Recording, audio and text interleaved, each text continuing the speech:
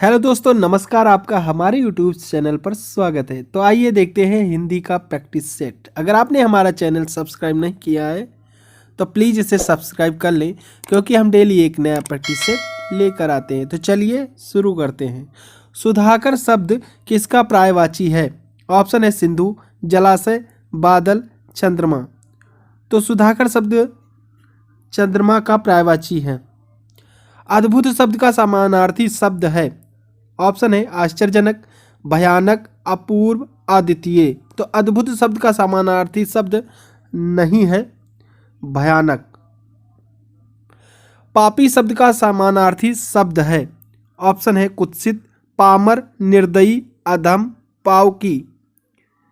तो पापी शब्द का समानार्थी शब्द है निर्दयी। ऑप्शन सी आपका राइट आंसर हो जाएगा।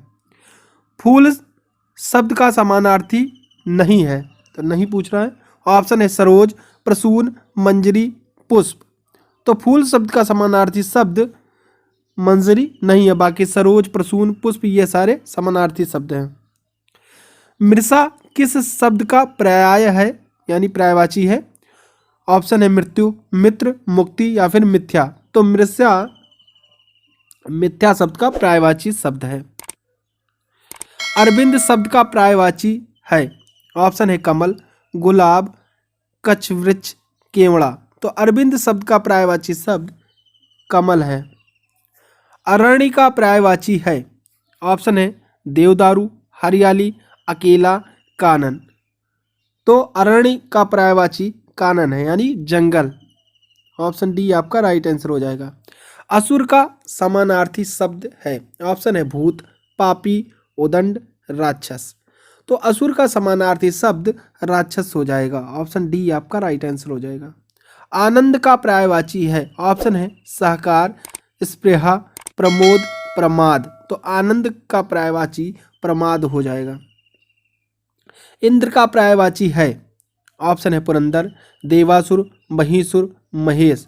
तो इंद्र का पर्यायवाची पुरंदर हो जाएगा। चपला का समानार्थी शब्द है। आइए देखते हैं। कंजूस, ज्वाला, दामिनी या भामनी। तो चपला का समानार्थी दामिनी हो जाएगा, यानी दामिनी का एक और समानार्थी बिजली भी है। ऑप्शन सी आपका राइट आंसर हो जाएगा। जीभ का पर्याय है। वचन, रचना, ध्वनि या जीव। तो जीभ का पर्याय रचना हो जाएगा। तरंग किसका पर्यायवाची है? ऑप्शन है क्षीण, काया, प्रतिकृति या उर्मी। तो तरंग उर्मी का पर्यायवाची है। दास किसका पर्यायवाची है? ऑप्शन है किन्नर, सेवक, नायक, इनमें से कोई नहीं। तो दास सेवक का पर्यायवाची है। ऑप्शन बी आपका राइट आंसर हो जाएगा। अगला प्रश्न देखते हैं। महावार किसका पर्यायवाची है?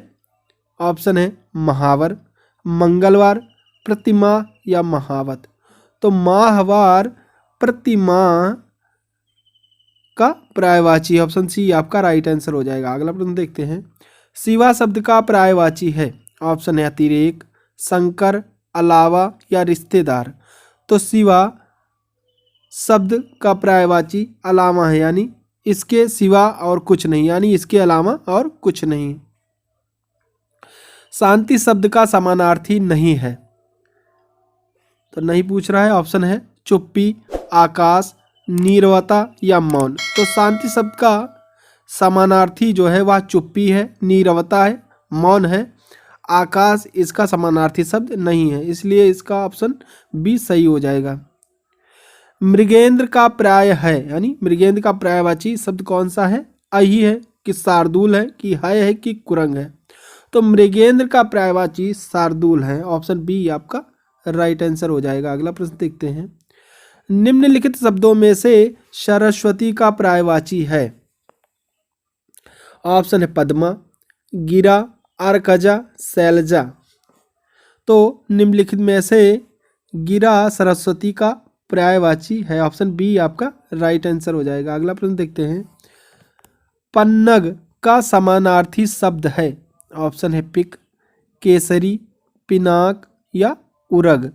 तो पन्नग का समानार्थी शब्द उरग है। ऑप्शन डी आपका राइट आंसर हो जाएगा। अगला प्रश्न देखते हैं।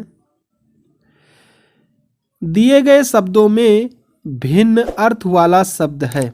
ऑप्शन है तुरंग, मृगेंद्र, मृगराज या फिर व्याघ्र। तो भिन्न, मृगेंद्र शब्द जो है भिन्न हो जाएगा, इन सभी से अलग शब्द है। हिमांशु का पर्यायवाची शब्द है। ऑप्शन है कलकंठ, कपीश्वर, रत्नाकर या उत्कृष्ट। तो हिमांशु का पर्यायवाची शब्द कपीश्वर है। ऑप्शन बी आपका राइट आंसर हो जाएगा। जाह्नवी का पर्यायवाची शब्द है। ऑप्शन है संसार, जानने वाली, जहन्नुम, सुरसरी। तो जाह्नवी का पर्यायवाची शब्द सुरसरी है। ऑप्शन डी आपका राइट आंसर हो जाएगा। अगला प्रश्न देखते हैं। कानन शब्द का पर्यायवाची नहीं है। तो नहीं पूछ रहा है, ऑप्शन दे रहा है जंगल, विपिन, अरण्य या इनमें से कोई नहीं।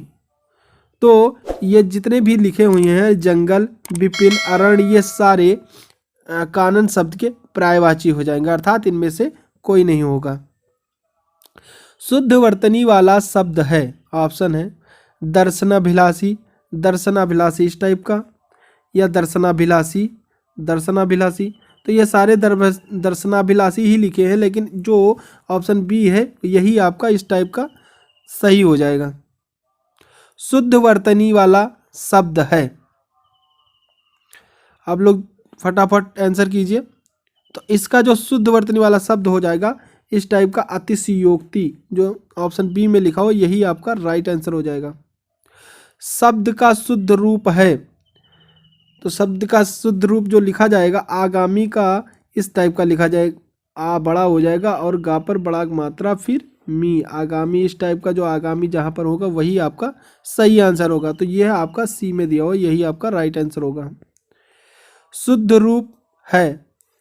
तो पैतृक ये गलत है आपका, पैतृक ये भी गलत है, पैतृक ये भी गलत है। इस टाइप का ऑप्शन सी पैतृक, यानी पय, तामेरा और का, यही आपका राइट आंसर हो जाएगा।